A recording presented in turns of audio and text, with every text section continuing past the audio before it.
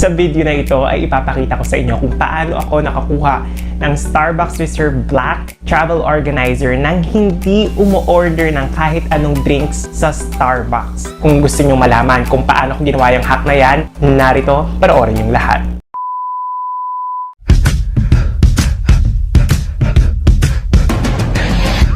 Hi guys! Welcome back to my YouTube channel and Happy New Year pala sa inyo mga kaibigan. At dahil nga bagong taon ay usong-uso na naman ang iba't ibang klase ng travel organizers and planners na talaga namang excited tayong bilhin pero hindi naman natin nagagamit talaga. Hanggang first quarter lang ang ating paggamit dito. Magpakatotoo na tayo. And speaking of planners and organizers, for today's video, mag-unboxing po tayo. Siyempre nabasa niyo sa title ng video kung anong i-unbox natin, ano?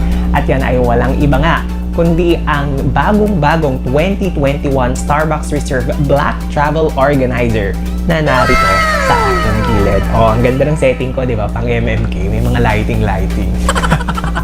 Pero wait, paano ko nga ba nakuha itong Black Travel Organizer na ito ng Starbucks Reserve? Traditionally, every bare months ay nagsastart na ang pangongolekta ng mga Starbucks stickers para maipagpalit sa Starbucks planners or organizers. Bawat beverage or drink na i-order mo sa Starbucks ay may katumbas na sticker. Kinakailangan mo ng 18 stickers o katumbas na 18 Starbucks drinks para makapagpalit ka ng isang travel organizer or isang planner. Kung o-order ka ng pinakamura at pinakamaliit na size ng Starbucks drink o beverage, 120 pesos. Multiply po natin ito sa 18 drinks. Higing total po ninyo ay kulang-kulang 2,160 pesos.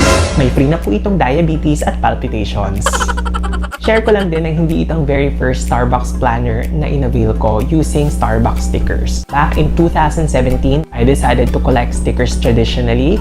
So everyday po kami pumupunta ni Sarah sa Starbucks, nangongolekta ng stickers hanggang makabuo kami ng 18 stickers at ipinagpalit po namin iyon sa Starbucks planner. And sabi ko sa sarili ko, hindi ko na po uulitin kasi bukod sa palpitation na naranasan ko at bigat sa bulsa, talaga namang nakakasuka po. Nakita ko itong Black Travel Organizer, talaga namang na-inlove na naman ako. Pero ayoko na ulit gawin yung ginawa ko na bibili ng Starbucks everyday at mangongolekta ng stickers. Ayoko na siyang gawin. Kaya naman, search ako sa Google and lumabas na pwede ka palang bumili ng complete sticker set sa Carousel. Naghanap ako doon ng mga stickers na kumpleto at ang pinakamura kong nakuha ay 1,200 pesos. Matapos ko nga pong makuha ang complete set of stickers na binili ko sa Carousel, narito po ang mga sumunod na pangyayari. So finally, nakuha ko na yung binili ko sa Carousel na complete Starbucks stickers. So titingnan natin kung kumpleto ba talaga siya. So ito na siya.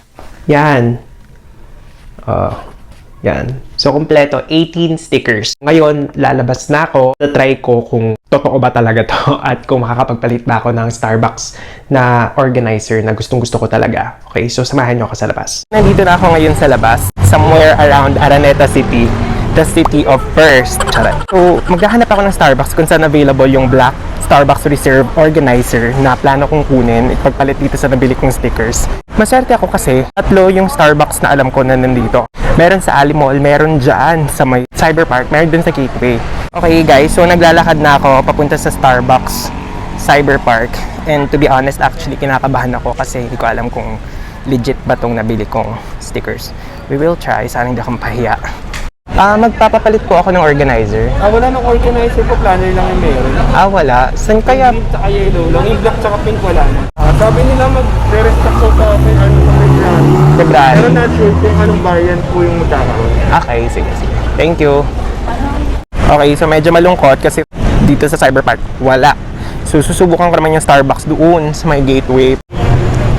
Starbucks dito sa Araneta, so itatry natin.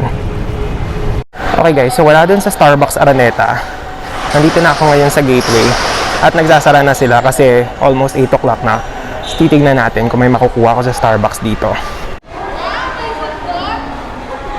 Okay, so sa kasamaang palad, wala rin sa Gateway. So itatry ko na yung very last Starbucks option ko, which is sa Ali Mall. Tingnan natin kung nandun. Okay guys, so bigo ako sa aking plano. Nationwide, sold out yung Black Organizer and February 28 pa or not later than February 28 pa sila magre-restocks. Pero I won't lose hope. Probably by the middle of the month, sana meron na sila. Hi guys, so nandito na ako sa Starbucks Reserve sa Alimon. Ay, hindi pala Starbucks Reserve to, Starbucks lang. And finally, meron na silang Starbucks Reserve planner na black. So I'm claiming it.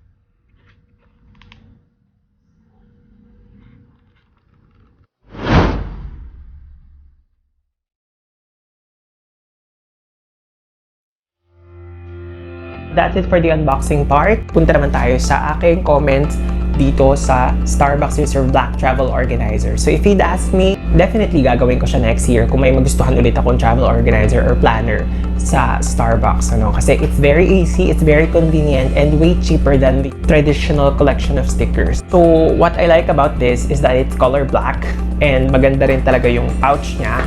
Reminder lang guys na ang collection of stickers ng Starbucks ay nag-end na noong pang January 25. Kung gusto nyo pang makakuha ng complete set of stickers, pwede nyo gawin yung ginawa ko hanggang March 2021. So thank you so much for watching and see you guys on my next one. Bye!